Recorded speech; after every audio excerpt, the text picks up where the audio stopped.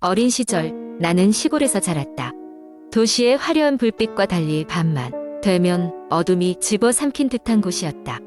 그곳에서 돌이킬 수 없는 경험을 하게 되었다. 그날 밤은 평소와 다를 것이 없었다. 섬뜩한 바람이 창문을 두드리며 나쁜 예감을 가져다 주었다. 나는 혼자였다. 부모님은 사정이 있어 도시로 나가셨고 나는 절대 집 밖으로 나가지 말라는 말과 함께 집을 지키고 있었다. 밤 11시가 되었을 때 갑자기 전화가 울렸다. 심장이 빠르게 뛰기 시작했다. 이 시간에 전화를 걸 사람이 있을까? 전화를 받자 익숙한 목소리가 들렸다. 할머니였다. 하지만 이번 전화는 이상했다. 날 도와다오. 할머니의 목소리는 사투리로 말했지만 뭔가 섬뜩했다. 뒤따른 소리는 기괴하게 왜곡된 웃음소리였다. 나는 전화기를 내려놓고 약간 당황하며 집안을 돌아다니기 시작했다. 혹시 부모님이 일찍 귀가하지는 않았을까 확인해보기 위해서였다. 그러나 집안은 여전히 조용했다. 침묵만이 나를 둘러싸고 있었다. 얼마 지나지 않아 다시 전화가 울렸다. 이번에는 더 무서운 소리였다. 문을 열어봐. 내가 왔어. 심장이 터질 것 같았다. 나는 참을 수 없어 방 안에 있는 할머니의 방으로 달려갔다. 그곳엔 할머니의 유품이 몇 개 있었다. 할머니는 몇 년 전 돌아가셨다. 이건 말도 안 되는 일이었다. 방 안에 들어서자 그제야 나는 알았다. 할머니가 쓰던 라디오가 켜져 있고 그 라디오에서 할머니의 목소리가 흘러나왔다는 것을. 기이한 점은 라디오 채널을 돌려도 할머니의 목소리만 나오고 있다는 것이었다. 날 도와다오. 똑같은 메시지가 반복되었다. 나는 라디오를 꺼버렸다. 숨을 골랐지만 여전히 공포는 나를 놓아주지 않았다. 이상한 소리가 들리기 시작했다. 집 밖에서 들리던 그 소리는 할머니의 목소리와 닮아 있었다. 날 도와다오. 제발. 가까이서 들리는 그 목소리에 나는 동요하기 시작했다. 소리를 따라가 보니 뒷문으로 향하게 되었다. 뒷문을 열자 놀랍게도 할머니가 서 있었다. 하지만 그 모습은 생전에 할머니의 모습과는 달랐다. 창백한 얼굴, 그리고 뭔가를 호소하는 듯한 눈빛. 할머니가 분명하게 말했다. 빨리 집을 떠나거라. 내가 여기 있으면 큰일 난다. 나는 이해할 수 없었지만 할머니의 말씀을 따르기로 했다. 그 전화를 받기 전까지만 해도 아무 문제가 없던지. 하지만 이제는 모든 것이 뒤틀려 있었다. 나는 불이 나게 가방을 챙기고 집 밖으로 나왔다. 할머니는 사라지고 없었다. 나는 뒷문을 닫고 다시 집 안으로 들어가려 했지만 문이 잠겨버렸다. 결코 열리지 않는 문을 두드리며 결국 나는 이웃집으로 달려갔다. 이웃집에서 일어난 사람들을 곤히 깨워 상황을 설명한 후 나는 그 집에서 하룻밤을 얻어 묵게 되었다. 다음 날 아침 내가 자란 집에 이상한 소란이 일었다. 경찰들과 이웃들이 모여 있었다. 그들이 발견한 것은 끔찍했다. 부모님이 집안에서 무참히 살해되어 있었다. 집안에서 발견된 흔적은 마치 누군가가 사력을 다해 저항한 것 같은 모습을 하고 있었다. 나중에 조사한 결과 그날 밤은 단순 한강도 사건이 아니었다는 것이 드러났다. 경찰이 조사할 때마다 그 집안에서는 알 수 없는 소리들이 들렸고 심지어는 내가 들은 그 소리가 녹음되었다는 소문도 있었다. 하지만 가장 무서운 것은 내가 집을 떠났던 순간부터 그 집은 다시는 평온을 찾지 못했다는 것이다. 나는 다시는 그 집에 발을 들이지 않았다. 부모님의 죽음과 그날 밤의 사건은 내게 큰 충격을 주었지만 하나는 확실했다. 만약 그날 밤에 할머니의 목소리를 따르지 않았다면 나는 역시 그 집안에서 무언가에 의해 사라졌을지도 모른다. 두 번째 이야기, 물론이지. 여기 한국 인터넷에서 흔히 볼 수 있는 공포썰을 오랜 분량으로 작성해 볼게. 이 이야기는 여름밤의 낡은 아파트에서 일어난 놀라운 사건을 다룬다. 나는 대학생 때 자취를 시작했다. 서울의 낡은 아파트 한 곳에서 살게 되었는데 그 당시 월세가 저렴해서 선택한 곳이었다. 아파트는 오래된 건물로 층마다 사람도 적고 관리가 잘 안 된 곳이었다. 그래도 대학과 가까워서 큰 문제 삼지 않았다. 처음 몇 달은 아무 이상 없이 지냈다. 돌아보면 그때가 가장 편안했던 시간이었다. 그런데 어느 날부터 이상한 일들이 일어나기 시작했다. 밤마다 층계참에서 이상한 소리가 들리는 것이다. 처음엔 그냥 이웃이 늦게 들어오는구나 생각하며 넘겼다. 하지만 점점 소리는 가까워졌고 내가 사는 층으로 올라오는 소리가 분명했다. 어느 날 밤 늦게까지 과제를 하다가 나는 그 소리를 다시 들었다. 이번엔 분명 누군가 내 방문 앞에 서 있는 것 같았다. 난 모니터에 밝은 불빛만이 나를 비추고 있는 방에서 그 소리를 귀담아 들었다. 그때 갑자기 방문 노크 소리가 들렸다. 두드림, 두드림. 서늘한 기운이 등골을 타고 올라왔다. 잠시 후에도 계속해서 문을 두드리길래 나는 조심스럽게 방문고리에 손을 얹고 열어보았다. 바깥엔 아무도 없었다. 복도는 적막했다. 나는 밖을 둘러보다가 문을 닫았고 그 순간 등골이 서늘해지는 느낌을 받았다. 분명히 누군가가 나를 지켜보고 있는 느낌이었다. 다음 날 아침 옆집 아저씨에게 어젯밤 누가 복도에서 두드리던 것 아냐고 물어보았다. 그는 대답했다. 아, 당신도 들었구나. 난 그 소리를 자주 들어왔어. 이 건물엔 그런 소문이 많아. 소문을 전해 들은 후 나는 더욱 불안해졌다. 이야기로는 이 건물에 어린 소녀의 귀신이 있다는 이야기가 많았다.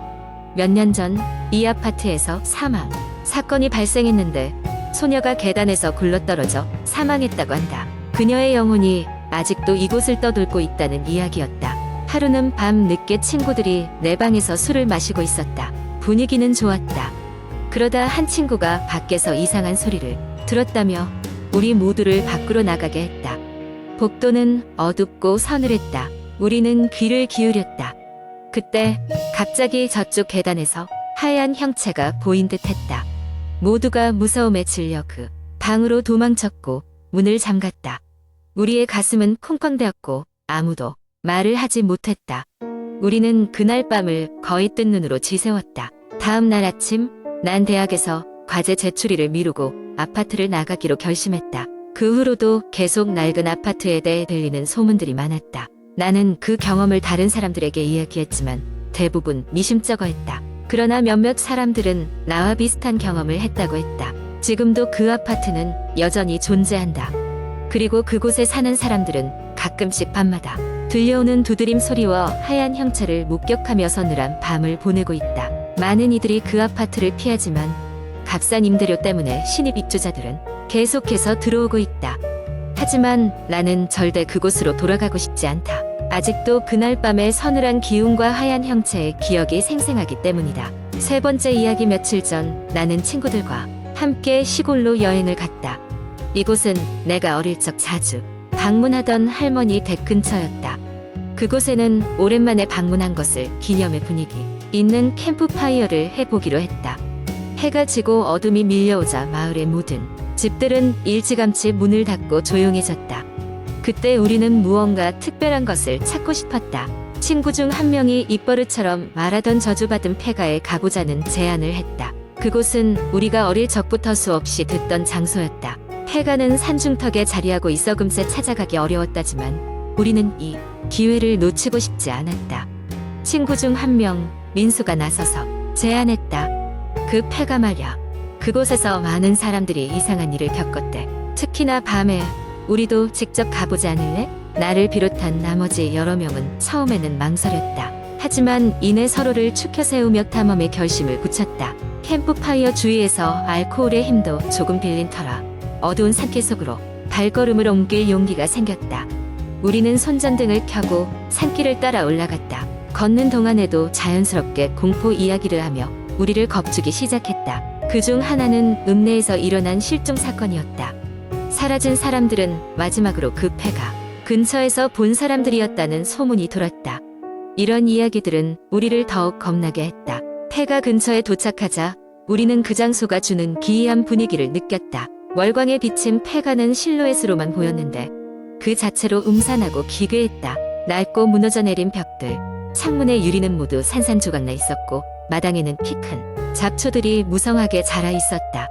우리는 서서히 폐가 안으로 들어갔다. 살짝 열린 문 너머로 보인 내부는 불쾌한 냄새가 나고 오래된 가구와 함께 먼지 쌓인 곳들이 가득했다. 민수는 계속해서 손전등을 이리저리 비추었다. 그때였다. 갑자기 멀리서 무언가 스치는 소리가 들려왔다. 모두가 멈춰서 험난한 정적 속에 침묵을 지켰다. 민수가 나섰다. 아무것도 아니야? 바람 때문이겠지. 라며 우리를 안심시키려 했지만 소리는 계속 뒤이어 들려왔다. 좀 더 깊이 들어가자 우리는 한 노후한 서랍장을 발견했다. 그 속에는 여러 가지 오래된 물건들이 놓여 있었다. 내가 하나하나 집어보니 웬 이상한 일기가 나왔다. 일기는 누군가가 겪은 끔찍한 경험들을 기록한 것이었다. 우리 중 누구도 그 내용을 끝까지 읽지 못했다. 너무나도 끔찍하고 소름 끼치는 이야기들로 가득 차 있었다. 한 친구가 그 일기를 덮더니 던져버렸다. 좋아, 이제 돌아가자. 충분히 봤어. 그러나 누구도 움직이지 않았다. 그 순간 모든 것이 안전되며 손전등도 꺼졌다.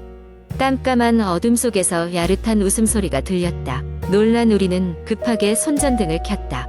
하지만 그때 그 소리의 근원지는 여전히 알 수 없었다. 우리는 끝내 두려움을 이기지 못하고 그곳에서 물러났다.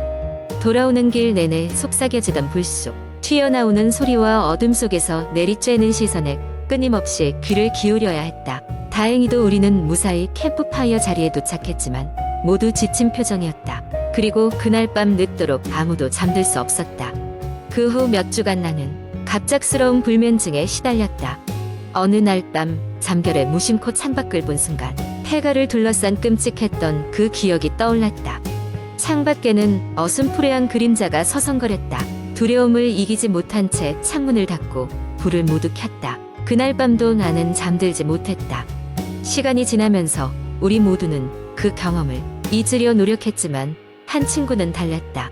민수는 그 폐가 뒤에 숨어있는 진실을 밝혀내야 한다며 다시 그곳으로 가기로 결심했다. 그는 혼자 그곳에 가다가 실종되었고 우리는 2번 다시 그곳에 가지 않기로 마음먹었다. 지금도 가끔씩 나는 밤에 잠들기 전에 민수가 이야기하던 그 폐가에 소름 끼치는 이야기를 떠올릴 때가 있다. 그것이 그저 허구에 불과한 이야기일 수도 있겠지만 그 느낌은 결코 나를 떠나지 않는다. 누군가 불현듯 그 폐가에서 경험한 끔찍한 일을 떠올리면 적지 않은 소름이 돋던 기억이 여전히 생생하다. 그러나 가장 끔찍한 것은 그날 밤 돌아오는 길에 들렸던 그 희미한 웃음소리가 아직도 귓가에 맴돈다는 것이다. 그 웃음은 누가 내 뒤에 서서 나를 바라보고 있는 것처럼 그 공포를 무겁게 더해준다. 그래서 지금도 나는 그곳을 생각할 때마다 내 어두운 방 밖에서 누군가 나를 지켜보고 있는 듯한 기분에 사로잡힌다. 필연적으로 다음날 이가 흔들릴 때까지 이불을 꽉 잡고 잠에 들며 가끔씩 그날 밤 들렸던 속삭이는 목소리를 떠올리게 되는 것이다. 그리고 그 순간 다시금 내가 방문했던 그 폐가가 꿈속에서 남아 살아 움직이듯 다가와 나를 올가매는 듯한 느낌을 받는다. 이젠 더 이상 그 경험에서 벗어날 수 없다는 걸 깨닫게 된 것인지도 모른다. 그 순간들마다 나는 결코 끝나지 않을 끔찍한 악몽 속으로 빨려 들어가는 것 같은 두려움에 사로잡힌 채 결국엔 새벽이 밝아올 때까지 그 한없는 공포와 싸우게 된다. 그리하여 친구들과 함께했던 그 여름밤은 지금도 내 인생에서 가장 소름 끼치는 기억으로 남아있다. 오래된 폐가는 여전히 시간을 거슬러 이해될 수 없는 비밀을 간직하고 있으며 그날 밤의 사건은 차마 해결할 수 없는 미스터리로 남게 되었다.